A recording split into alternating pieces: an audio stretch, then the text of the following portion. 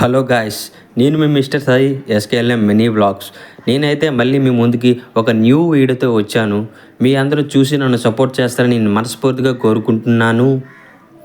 ఈరోజు వీడియో ఏమిటంటే శ్రీకాకుళం జిల్లా జలుమూరు మండలం జలుమూరు విలేజ్లో శ్రీ శ్రీ శ్రీ ఆదిలక్ష్మమ్మ తల్లి ఆలయం అయితే ఉంది. ఆ ఆలయం గురించి మీకైతే నేను చెప్పబోతున్నాను. నాకు తెలిసినంతలో గొప్పగా చెప్పడానికైతే నేనైతే ట్రై చేస్తాను. సో గాయస్, ఇప్పుడైతే మీకు కొన్ని కాయిన్స్ కనబడుతున్నాయి కదా, ఆ కాయిన్స్ నేమ్ అయితే నాకైతే కొన్ని తెలుసు.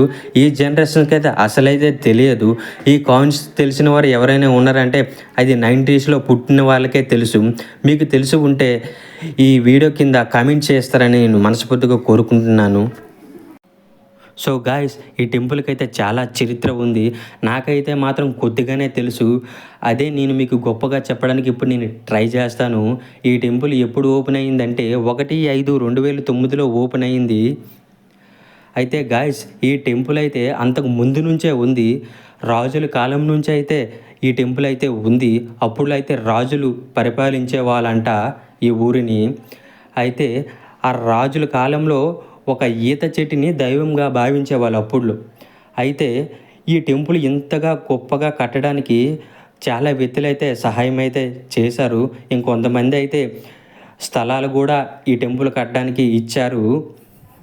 అయితే ఒక వ్యక్తి మాత్రం ఈ టెంపుల్ కోసం చాలా కష్టపడ్డారు. ఆ వ్యక్తి పేరైతే కృష్ణారావు మేషారు. ఆ వ్యక్తి అయితే ఈ టెంపుల్ ఇంత డెవలప్మెంట్ అవ్వడానికి అతనే కారణం. సో గాయస్, ఇప్పుడు మీకు కనిపిస్తుంది కదా, ఈ ఈత చెట్టుని దైవంగా భావించేవాళ్ళు. ఈ విగ్రహం అయితే 2009లో పెట్టారు. అయితే దీనికి ముందు చిన్న విగ్రహం కూడా ఉండేది.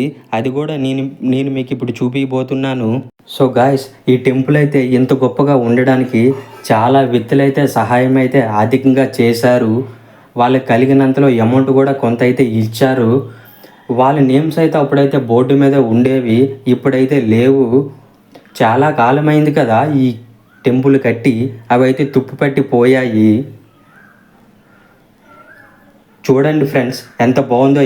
సో గాయస్, ఈ టెంపుల్ అయితే ఎంత గొప్పగా కట్టబడిందంటే ఈ ఊరు ప్రజలు కూడా చాలా సహాయం చేశారు. వాళ్ళకి తోచినంతలో వాళ్ళైతే విరాళాలు అయితే ఈ టెంపుల్ కోసం అయితే ఇచ్చారు. సో గాయస్, ఇప్పుడైతే చుట్టుపక్కల వాల్స్ ఉన్నాయి కదా, ఆ వాల్స్కి అయితే గొప్ప పెయింట్స్ అయితే వేశారు. సో గాయస్, నేనైతే ఇప్పుడు మీకు చిన్న విగ్రహం ఉంది అని నేను చెప్పాను కదా, ఇదే ఫ్రెండ్స్. ఫస్ట్ అయితే ఈ విగ్రహమే ఉండేది, తర్వాత చేంజ్ చేసి ఆ పెద్ద విగ్రహం అయితే పెట్టారు. సో గాయస్, చూసారా ఎంత బాగుందో లొకేషన్ అయితే. చుట్టుపక్కల పొలాలే ఉంటాయి, మధ్యలో అమ్మవారి తల్లి ఆలయం అయితే ఉంటుంది. సో గాయస్, ఇప్పుడు చూసారా పెయింట్స్ ప్రతి ఒక్క వాల్స్కి కూడా దేవుని ఫోటోలు అయితే పెయింట్గా వేశారు.